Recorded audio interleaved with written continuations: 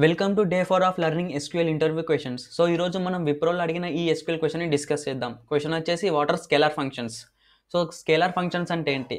Scalar functions ఏం చేస్తుందంటే ఒకటే డేటా వాల్యూ మీద యాక్షన్ని పర్ఫామ్ చేసి ఒకటే డేటా వాల్యూ రిజల్ట్ ఇచ్చేస్తుంది. అది స్కేలార్ ఫంక్షన్ అంటారు. ఇది మెయిన్గా ఫార్మాటింగ్ కోసం కన్వర్టింగ్ కోసం యూజ్ చేస్తాం. అందులో మెయిన్ ఫంక్షన్స్ వచ్చేసి లెంత్, రౌండ్, కన్వర్ట్. ఇవే కాదు ఇంకా చాలా ఉంటాయి scalar functions. So as an ఎగ్జాంపుల్గా నేను ఒక టేబుల్ క్రియేట్ చేసుకున్నా ఎంప్లాయీ డేటా. అందులో 4 కాలమ్స్ ఉన్నాయి. Employee ID, employee name, salary and joining date. So ఈ త్రీ స్కేలార్ ఫంక్షన్స్ని మనం ఎట్లా ఎగ్జిక్యూట్ అవుతుందో చూద్దాం. ఫస్ట్ లెంత్ అనేది యూజ్ చేద్దాం. సెలెక్ట్ లెంత్ అని ఇచ్చుకొని అందులో పారామీటర్గా మనం కాలమ్ నేమ్ని పార్స్ చేసుకోవాలన్నమాట. కాలమ్ నేమ్ వచ్చేసి employee name from employee data. So ఇదేం చేస్తుందంటే ఈ ఎంప్లాయీ నేమ్ అనే కాలమ్ మీద ఈ లెంత్ ఆపరేషన్ని పర్ఫామ్ చేస్తుంది. సో అందులో ఎన్ని అయితే రోస్ ఉన్నాయో అన్ని రోస్ మీద సింగిల్గా ఈ ఆపరేషన్ని పర్ఫామ్ చేసి సింగిల్ డిజిట్ మనకి చూపిస్తుంది. 5 5 6 4 5 ఈ లెంత్ అనే ఆపరేషన్ ఇలా పర్ఫామ్ చేస్తుంది. సో నెక్స్ట్ ఆపరేషన్ వచ్చేసి round. Select round of. So మనకి కాలమ్స్ ఏమేమి ఉన్నాయి? శాలరీ తీసుకుందాం.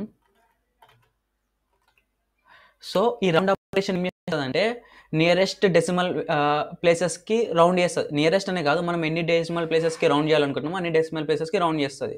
సో సపోజ్ 1 అనేది ఇచ్చుకున్నాను అనుకో, పాయింట్ తర్వాత 1 డిజిటే చూపిస్తుంది. 2 అని ఇచ్చుకుంటే పాయింట్ తర్వాత 2 డిజిట్స్ చూపిస్తుంది. 0 ఇచ్చుకున్నాం అనుకో, పాయింట్ తర్వాత ఏం చూపెట్టది, ఓన్లీ ఇంటిజర్స్ వాల్యూ చూపిస్తాయి. ఫ్రమ్ ఎంప్లాయీ డేటా ఇది ఎగ్జిక్యూట్ చేసి చూపిస్తా.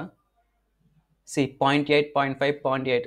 సపోజ్ నేను 0 ఇచ్చాను అనుకో, పాయింట్ ఏముండదు, ఇక పాయింట్ తర్వాత ఏముండదు, అసలు పాయింట్ ఏముండదు. సో రౌండ్ ఆపరేషన్ ఇలా వర్క్ అవుతుంది. సో నెక్స్ట్ ఆపరేషన్ వచ్చేసి కన్వర్ట్. మనం టేబుల్ని ఎగ్జిక్యూట్ చేసుకుందాం ఫస్ట్. సో కన్వర్ట్ ఏం చేస్తుంది అంటే ఒక డేటా టైప్ నుంచి ఇంకో డేటా టైప్కి కన్వర్ట్ చేస్తుంది. Select convert. సో ఈ జాయినింగ్ డేట్ ఏ డేటా టైప్? అది డేట్ టైం డేటా టైప్ అది. సో మనం దాన్ని డేట్కి అంటే అందులో డేట్ ఉంది, టైం ఉంది. ఆ డేటా టైప్ వచ్చేసి date time. So only date రప్పించుకున్నట్టు మనం ఒక డేటా టైప్కి కన్వర్ట్ చేద్దాం. అది వచ్చేసి డేట్. సో కాలమ్ నేమ్ వచ్చేసి జాయినింగ్ డేట్. సో మనం ఎందులో కన్వర్ట్ చేద్దాం అనుకుంటున్నాం? డేట్లో కన్వర్ట్ చేద్దాం అనుకుంటున్నాం. Date from employee data. Employee data yeah. సి టైం అంతా పైన ఓన్లీ డేట్సే ఉన్నాయి. సో ఇది ఈ 3 ఆపరేషన్స్ ఇలా వర్క్ అవుతాయి.